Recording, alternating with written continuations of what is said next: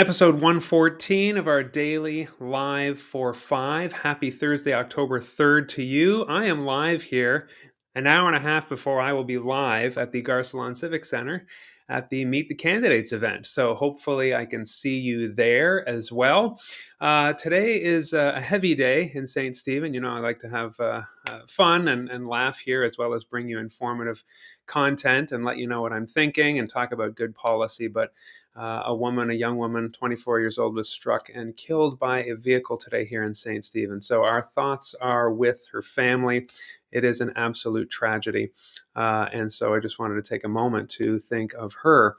Um, it's another tragedy, I would say, based on policy. And that's what I wanted to bring up here. If you saw the title of the video, it's actually how to actually help solve addiction crisis, drug addiction in Saint Croix. This government yesterday announced that if they win again, they are planning on essentially forcing treatment on people undergoing and suffering with drug addiction. Now, I'm not sure who this appeals to. I guess it sounds good. Lock them up and give them treatment, because if they don't want to do it, they don't know better. We know better. Now, again, in theory, I see the appeal. The problem is, and I've said before, if it's a good idea, it's a good idea, no matter where it comes from. And if this actually helped, I would say maybe it will actually help. The problem is there is no evidence. In fact, there's evidence to the contrary that forcing someone into any kind of treatment is successful. It is an exercise destined to fail. Now, I just want to explain why. I want to draw on Timothy Christie. He's the director of ethics from Horizon Health here in New Brunswick.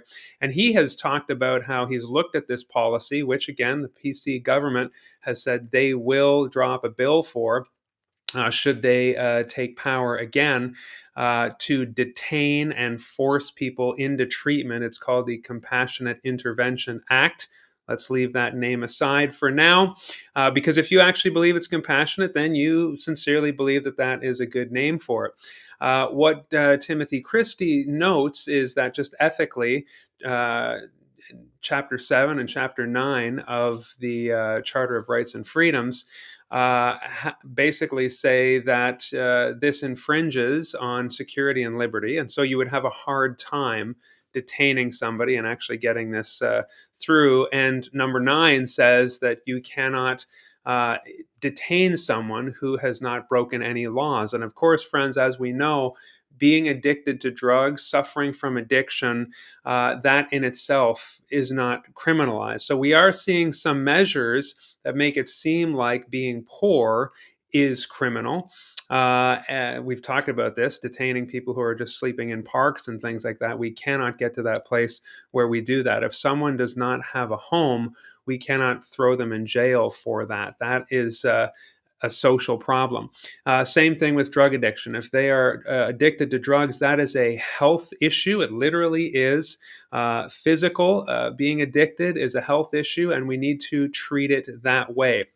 Now, again, there's no evidence that this will solve someone's drug addiction. A lot of recovery is about the person being self-motivated. So there is the need for that person to check themselves in, to do the work themselves. So there's that piece.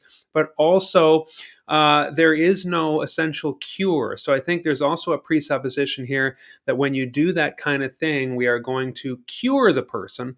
But there is no cure for drug addiction. For example, a recent study in St. John of 40 people suffering from drug addiction noted that 90% of them struggle with crystal meth addiction. Well, there is no effective treatment, essentially, or cure for crystal meth addiction.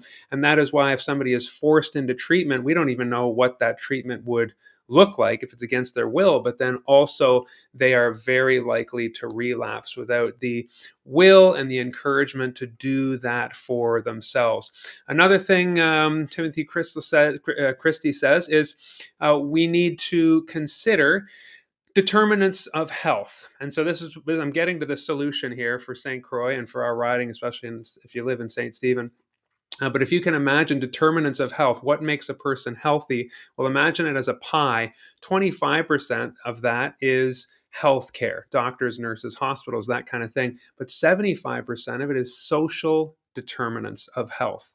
Things like housing, things like education, things like food security, things like income and employment and wealth distribution, and having means. Okay, so you think of all the services around social development in our province.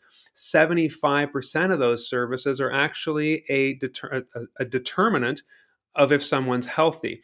So this is what experts are saying about this: is we need to be directing the kind of funds that will be put into forcing someone into addiction treatment.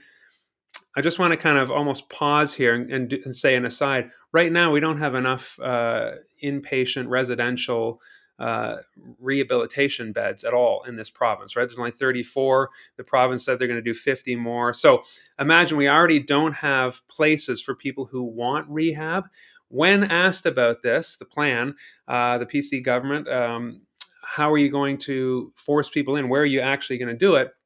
They said it'll be at a correctional facility that's being built in Minto, which should give you chills. Now, so we already don't have the resources for people who want to voluntarily offer themselves up to getting clean. And now we're going to force people, find the money somehow, and actually incorporate it into a correctional facility. It's all kinds of wrong. Also, because of those charter challenges, they have said that they will invoke the notwithstanding clause, which has only been invoked 2 or 3 times in Canadian history to circumvent or override the Charter of Rights and Freedoms. It is a very serious thing for a solution that simply doesn't work. We need to take the money that we are investing in healthcare, $1.5 billion in Horizon alone, $3.8 billion in healthcare. The Greens want to allocate 12% of that total amount to mental health and addiction services. We want to see those services in Saint Croix, and I will always be advocating for that because the nearest help is, of course, up in St. John, where everything else seems to be going. And your Green government and your Green MLA make it a priority to build out our rural services. We should not have less services just because we are rural. 50% of the province is rural. British Columbia has a Department of Rural Affairs, Infrastructure, and that is exactly what we want here as well. So, there is a way to help people who are addicted, and it is not to force it upon them. It is to invest in social determinants of health so that less people start using drugs when they are housed, when they have education, when they have jobs, when they don't face food insecurity. But if they do find themselves falling into addiction, we need to have detox and rehabilitation centers, which, of course, right now, the waiting lists are months for. So we are not going to find the money to force people. We need to get the money invested in preventative measures and helping our residents when we can. All right, I do have to go get dressed because I'm going to the Meet the Candidates event, and I will see you there in an hour and 20 minutes if you're watching this live, or catch the replay on CHCO sometime afterwards.